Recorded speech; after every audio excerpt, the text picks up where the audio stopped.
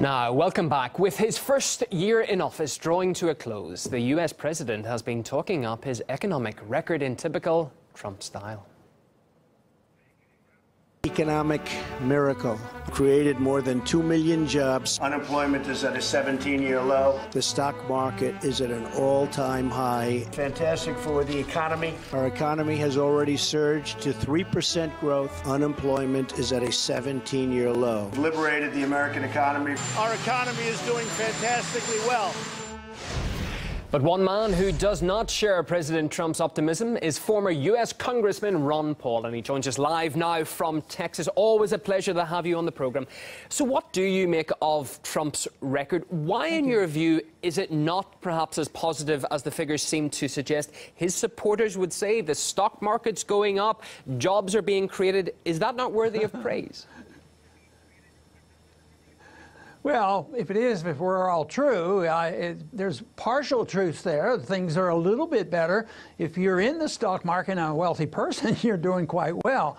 But what we're forgetting here when we listen to this rhetoric of all this optimism is that there's a large segment of our population that's having a difficult time. We have two types of society here, the lower 50% and the top 10 or 15%. And the economy is doing well for the wealthy, but not for the poor. And where there is prosperity and more jobs, it depends on debt. Yes, an individual can feel very good if they have a line of credit to the bank, but eventually that line of credit runs out.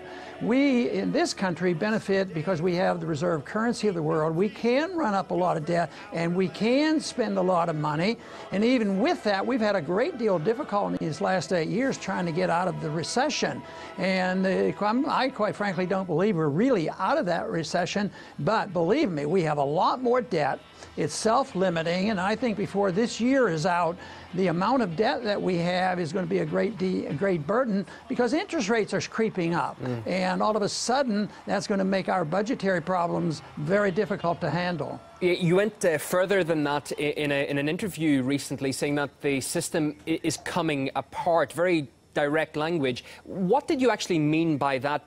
Because there are those who would disagree with you, saying that the impending economic meltdown is always coming, but the system just keeps going on, does it not?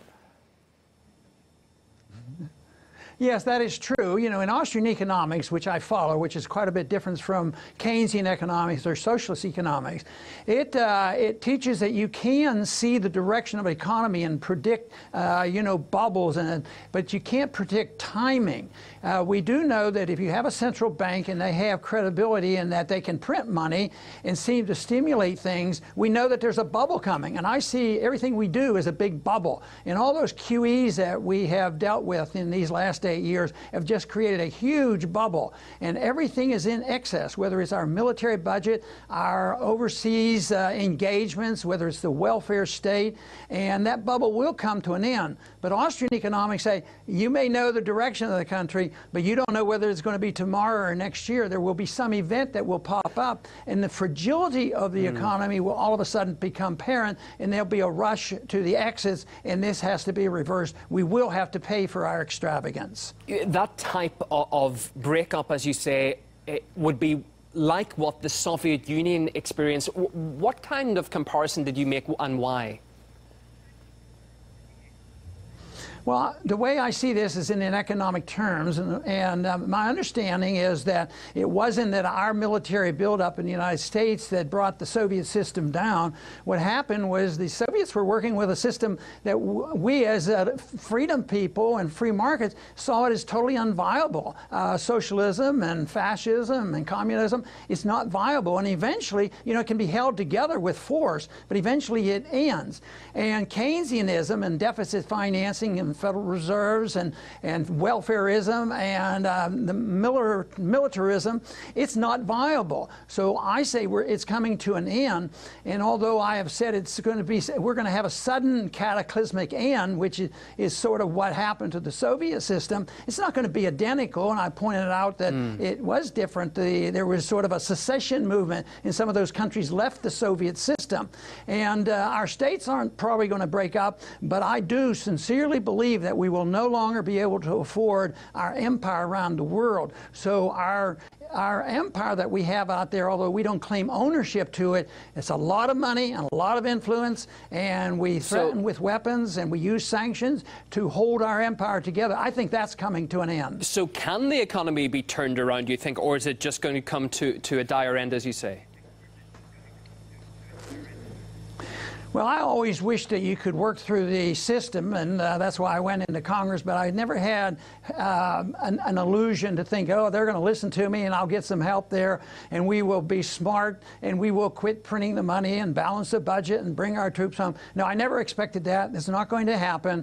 No, I think the turnaround will come, and I'm optimistic on the long run because there are more people like myself who are trying to promote the ideas of liberty and sound economic policy. So, no, I think the big crash will come first, and then it'll be up for grabs. I do think that we who believe in less government and the free market system, we have a crack at it, and we definitely will have to have monetary reform because it's very precarious right now, and that's why you see the dollar getting weaker, and other countries that are talking about an alternative currency. That is not easy to do, but there's talk of that, and I think eventually it will come about because I think the dollar will fail.